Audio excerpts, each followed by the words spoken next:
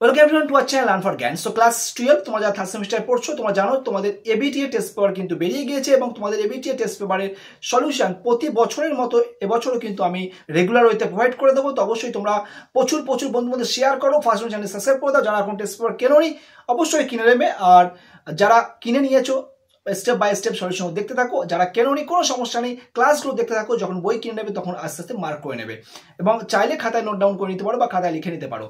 প্রচুর শেয়ার চাই, প্রচুর শেয়ার চাই, এটুকু রিকোয়েস্ট। আর ভালো লাগলে অবশ্যই লাইক এবং কমেন্ট করবে।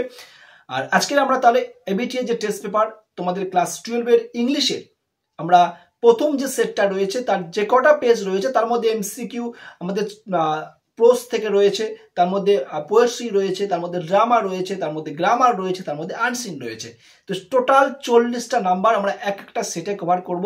এইভাবেই কিন্তু সমস্ত সেট আমরা কভার করে দেবো যদি তোমাদের পজিটিভ রেসপন্স পাই। তো অবশ্যই প্রচুর শেয়ার করো আর কোনো রকম টাইম ওয়েস্ট নয়, সম্পূর্ণ ক্লাসটা দেখে নাও। তো আমি তোমাদের সবসময় বলি যে ইউটিউবে ফার্স্ট টাইম যদি ইংলিশের জন্য তোমাদের কোনো কিছু আপলোড হয় সেটা আমার চ্যানেলের মাধ্যমে তোমরা পাবে। তো এখানে দেখতে পাচ্ছ এবিটি এর যে টেস্ট পেপার তার সলিউশন তোমাদেরকে আমি প্রোভাইড করবো, যেটা তোমাদেরকে বললাম অলরেডি।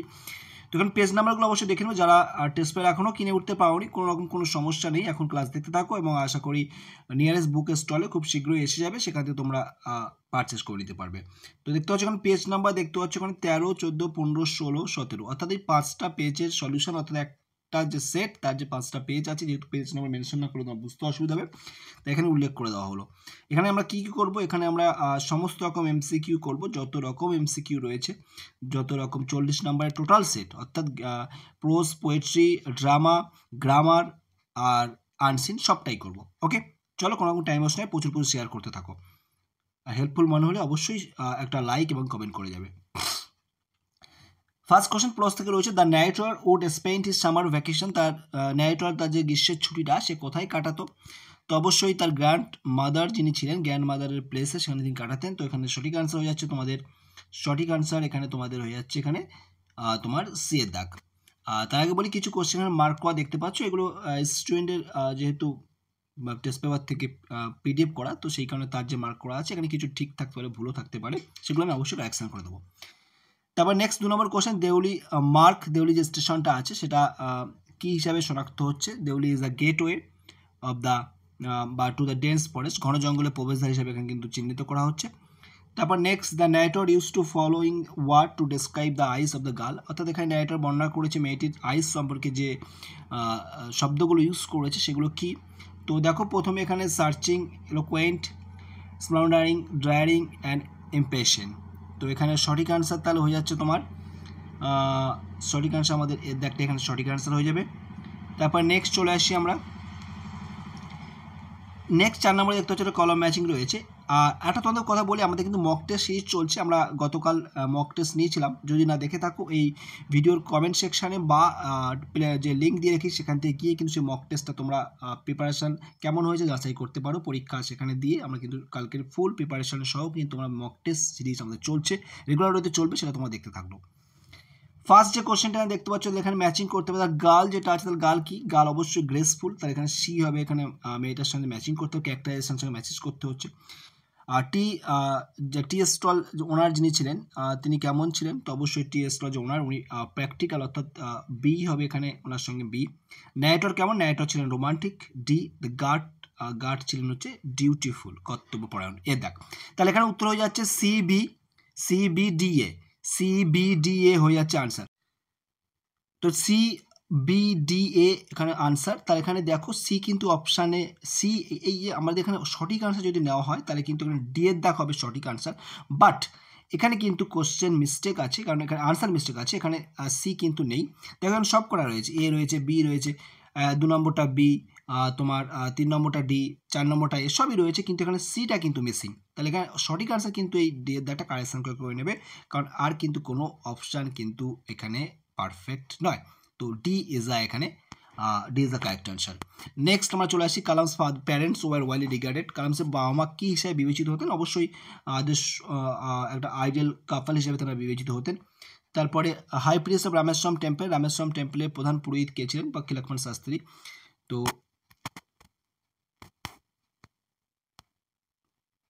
একই তো বানান দেওয়া, পক্ষী লক্ষ্মণ শাস্ত্রী। লক্ষ্মণ শাস্ত্রী।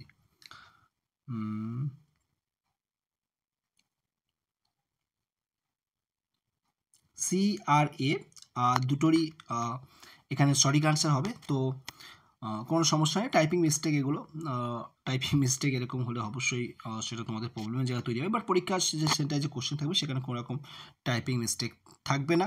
তো এখানে A আর C দুটোই কারেক্ট আনসার হিসেবে নেওয়া হচ্ছে, কারণ এখানে দুটোই সেম রয়েছে। Doctor Kalam try to AMOLED his father in his world, মানে APJ আব্দুল কালাম ডক্টর, উনি ওনার বাবাকে স্মরণ করেছেন ওনার যে জগৎ, সেটা কী জগৎ? Science and technology. দিয়ে দেখো সঠিক আনসার। নেক্সট হচ্ছে 15 years before the banker had given a party, যে পার্টিটা ব্যাংকার দিয়েছিল সেই পার্টিটা কখন হয়েছিল? অটম ইভিনিং, শরতের সন্ধ্যায়। তারপর next the young man who took the bet, অর্থাৎ যে যার সঙ্গে বেটটা হয়েছে, দ্য প্রফেশন কী ছিল? তিনি ছিল লয়ার ছিলেন, যার এজ ছিল 25 years. In the first year of his captivity the young man read বুক, প্রথম বছরে যখন তিনি বন্দিদশায় ছিলেন, ফার্স্ট ইয়ার তিনি কী করেছেন? কি বই পড়েছেন অ্যাকচুয়ালি? দেখো প্রিন্সিপাল লাইট ক্যারেক্টারের বই পড়েছেন অবশ্যই, অ্যান্ড কমপ্লিটেড লাভ প্লট পড়েছেন, এটাও ঠিক আছে। আচ্ছা, তারপরে আমরা দেখি next sensational and fantastic story, এটাও পড়েছেন। তাহলে সঠিক আনসার এখানে যাবে কিন্তু অল অফ দ্য অ্যাবভ, সবটাই কিন্তু এখানে সঠিক। তাহলে এখানে দিয়ে দাগিয়ে যায় কারেক্ট আনসার। নেক্সট আসলে poetry part. The casuarina wore creepers, casuarina যেটা পরিধান করেছিল যে ক্রিপারটা আর কি, লতারসের গাছটা বা লতানোটা, সেটা কেমন ছিল? স্কার্ফ, চাদরের মতো ছিল। তারপরে এখানে অ্যাসার্শন অ্যান্ড রিজন দুটো দেওয়া রয়েছে, এখানে আমাকে সঠিকটা খুঁজতে হবে। দেখো অ্যাসার্শন রয়েছে এখানে, the poet open the window at dawn, তিনি কবি আর কি এখানে যিনি আছেন, তিনি কিন্তু ভোরের সময় জানলা খুলতেন। কারণটা এখানে দিয়েছে যে she is delighted to look at the casualty, কারণ ক্যাজুয়ালিটির সেই দৃশ্য সেই সময় দেখে, ভোরের সময় দেখে তিনি খুব আনন্দ পেতেন বা খুশি হতেন। তো এখানে দুটোই সঠিক। তো assertion and reason both are correct, তার এখানে সঠিক আনসার হয়ে যাবে কিন্তু এখানে তোমার সি এর দাগ হয়ে যাবে কিন্তু সঠিক answer, assertion and reasons are true. Next রয়েছে 13 নম্বর কোশ্চেন। এখানে in the poem the casualty the tree is symbol of, এখানে ক্যাজুয়ালিটি যেটা রয়েছে তার এখানে কী সিম্বল হিসেবে দেখানো হচ্ছে? এখানে স্ট্রেংথ অ্যান্ড এক্সেলেন্স, এখানে সি ইজ আ সঠিক আনসার। তারপরে দ্য ফ্রেজ ড্রিমলেস, ড্রিমলেস কী অর্থ প্রকাশ করছে? আনকনসিয়াসনেস, অবশ্যই। Water Lily's tank look like, এই যে পুকুরে যে ওয়াটার লিলি সেটা কেমন দেখাচ্ছিল? অ্যান্ড ম্যাস্ট স্নো, একদম গায়ে গায়ে লেগে রয়েছে তুষারের মতো আর কি, স্নোর মতো। ইউলিসিস ডেসক্রাইব তার লাইফটা কেমন? অলস জীবনযাপন, আইডল কিং হিসাবে তিনি নিচ্ছেন এটা, রাজা হিসাবে। In the poem Ulysses there is a reference to the cities, কোন শহরের কথা বলা হচ্ছে? ইথাকা শহরের কথা বলা হচ্ছে, এখানে B is the correct answer. Ulysses appreciated his son Telemachus, টেলিমেকাসকে কেমন হিসেবে তিনি বর্ণনা করছেন? মোস্ট ব্লেমলেস, তার মধ্যে কোনো ত্রুটি নেই। The figure of speech use করা হয়েছে the vessel puff heart sell, এটা পার্সোনিফিকেশন এখানে ইউজ করা হয়েছে। 20 number what is the significant the closing line, আর এই যে লাইনটা রয়েছে to strive to seek to find not to yield, এখানে কি সিগনিফাইজ করছে লাইনটার মাধ্যমে? এখানে সিগনিফাইজ করছে যদিও তিনি কিন্তু এখানে বয়স হয়ে গেছে, তবুও কিন্তু তার যে মনের যে জোর সেটা কিন্তু কমেনি। তো এখানে সঠিক আনসার এখানে হয়ে যাবে সি এর দাগ, though old Ulysses is indomitable in spirit, মনের দিক থেকে কিন্তু ওনার যে ক্ষমতা সেটা কিন্তু অনেকটাই প্রবল, মানে মনোবল কিন্তু প্রবল রয়েছে এখানে, ঠিক আছে। তারপরে নেক্সট রয়েছে নাটকের part, Riders to the sea থেকে আসছে। এখানে সেটিং যেটা রয়েছে, এখানে কোথাকার সেটিং, কোন জায়গাটা রয়েছে? An island of the West of island, এখানে খেয়াল রাখতে হবে। এবং তোমরা অবশ্যই আইল্যান্ডের নাম একটু মেনশন করে লেখো। What does the what does the sea primary symbolize in the play, এখানে সিকে কি সিম্বলাইজ করা হচ্ছে? তো দেখো an indifferent and all powerful force that govern life and death, এটা কিন্তু সঠিক আনসার এখানে। Nora carried a bundle from under her shawl contain, এখানে যে বান্ডেলটার মধ্যে কী ছিল actually? Shirt and plain stocking. Next আমরা চলে আসি 24 number question. Bartley asks for a bit of rope, যে দড়িটার টুকরো যেটা চাইছিল আর কি, মানে খণ্ডটা আর কি, দড়িটা কোথা থেকে কিনে আনা হয়েছিল? তো অবশ্যই D is the correct answer, Connemara থেকে নিয়ে আসা হয়েছিল। Next Michael was drawn and expected to be wash up for the last, এখানে সঠিক আনসার হবে 9 days is the correct answer. এবার এখানে চলে আসি টেক্সচুয়াল গ্রামার। প্রথম যে টেক্সচুয়াল গ্রামারটা দেখতে পাচ্ছ এখানে রয়েছে change the mode of narration, এখান থেকে দেওয়া রয়েছে yes there was such a girl here, এইখানে খেয়াল রাখো জন্য মার্ক করছি, হেয়ারটাকে দেয়ার করতে হবে, ওকে।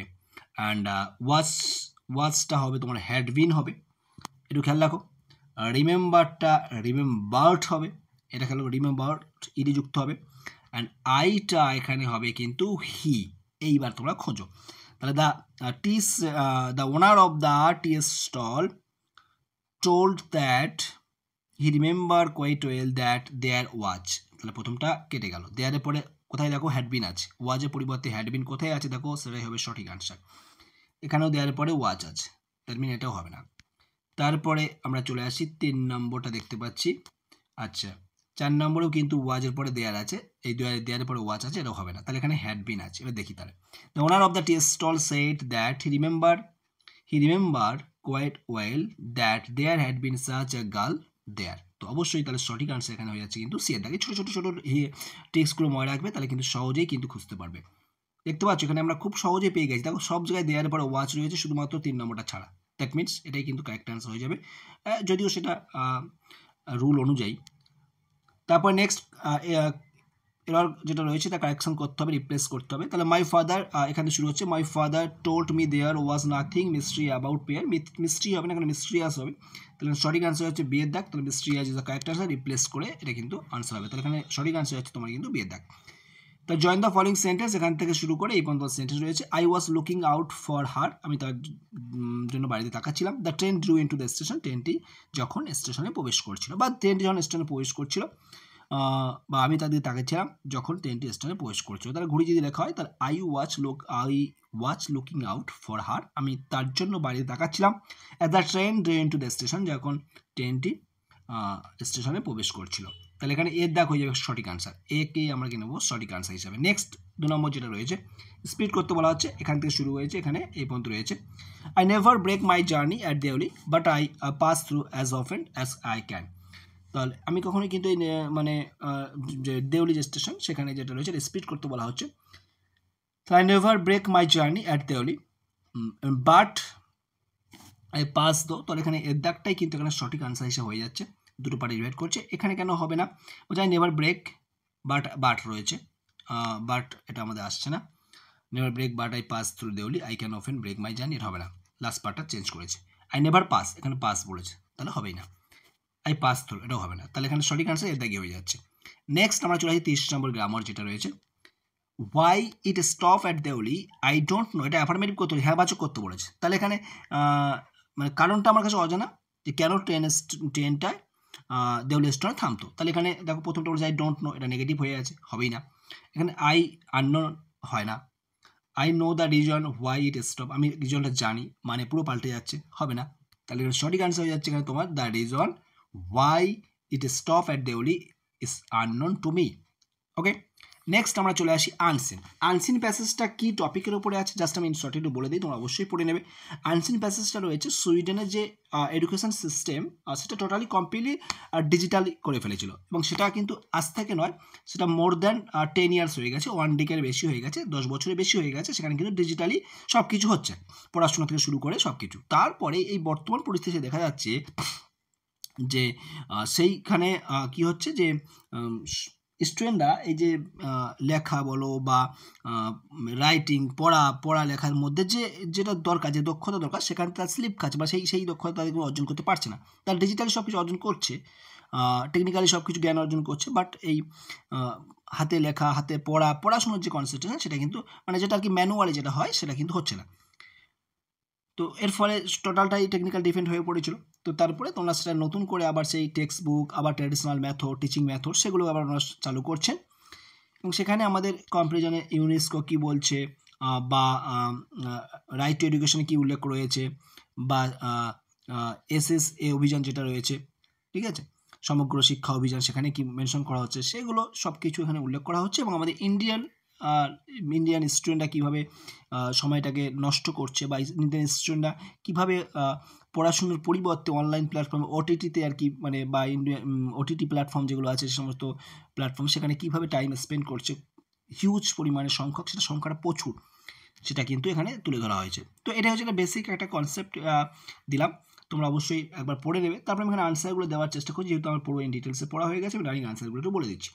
ডিজিটাল ফার্স্ট অ্যাপ্রোচ ওয়াজ ইন্ট্রোডিউসড, তাহলে এখানে যে সুইডেনে যে এডুকেশন সিস্টেমটা চালু হয়েছিল তাহলে এটা মোর দ্যান 10 ইয়ার্স হয়ে গেছে। তাহলে আমি 1 ডেকেড বলেছি, তোমরা যদি খুঁজে না পাও তোমাদেরকে আমি বলে দিচ্ছি, আমি যেহেতু আমি পড়েছি আমি তোমাদেরকে আমি দেখিয়ে দিচ্ছি একটুখানি, তোমরা চাইলে তোমরা অবশ্যই নিজেরা খুঁজে নিতে পারো, তবুও আমি তোমাদেরকে দেখিয়ে দিচ্ছি। দেখো ওভার আ ডিকেড, ওকে, তাহলে digital education for over a decade বলতে ডিকে মিনস 10 ইয়ার্সের বেশি। তারপর নেক্সট চলে আসি আমরা 32 টু বেসিক স্কিল মেনশন, এখানে দুটো বেসিক স্কিলের কথা বলা হয়েছে, সেটা রাইটিং অ্যান্ড রিডিং। আমি খুঁজে বললাম রাইটিং অ্যান্ড রিডিং, তোমাদেরকে একটু দেখিয়ে দিই, তোমাদের যাতে খুঁজতে সুবিধা হয় তার জন্য তোমরা বইয়ে মার্ক করে নিতে পারো। এই যে স্কিলের কথা বলা হচ্ছে এই যে রিডিং অ্যান্ড রাইটিং, ওকে, বা রাইটিং অ্যান্ড রিডিং যেটা অপশানে আছে সেটা আমরা নিলাম, ওকে। তারপরে চলে আসি আমরা people of India look to Europe for, এই যে ইউরোপ বলতে ওয়েস্টার্ন কান্ট্রিগুলোকে ইন্ডিয়া কীভাবে নিচ্ছে, তাদেরকে কীভাবে ইন্সপিরেশন হিসাবে নিচ্ছে, এই যে where we often like India country in India look to the west বলতে এখানে ইউরোপ মিনস ওয়েস্টার্ন কান্ট্রি কিসের ফর ইন্সপিরেশন, ক্লিয়ার।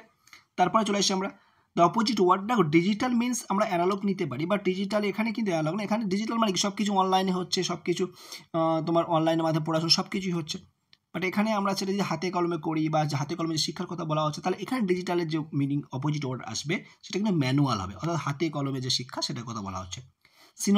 সিনোনিম যে ট্র্যাডিশনাল যেটা আছে তার সিনোনিম সমর্থ হবে কী হবে, এটা অবশ্যই কনভেনশনাল হবে, কোনো সমস্যা নেই ট্র্যাডিশনালের। তারপরে চলে আসছে এখানে নেক্সট যেটা ট্রু, এখানে করতে বলা হচ্ছে find out the true statement.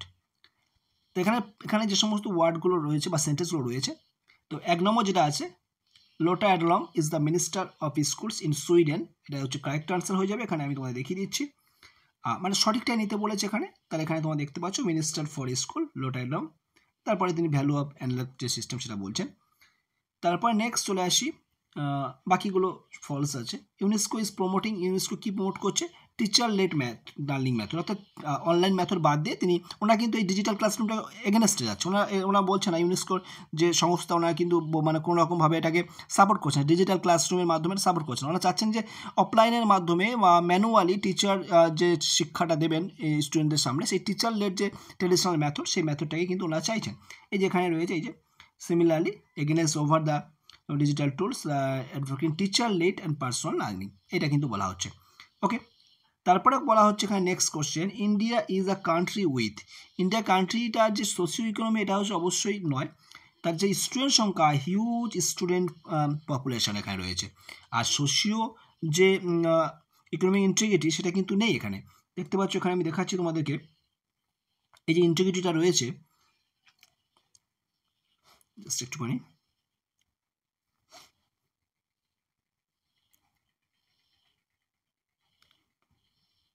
এই in India with socio economic এটা ডাইভার্সিটি আছে, ইন্টিগ্রিটি নেই, ভাস্ট স্টুডেন্ট পলিউশন, ভাস্ট বলতে হিউজ পরিমাণে কিন্তু স্টুডেন্টসের পপুলেশন সেটা কিন্তু রয়েছে।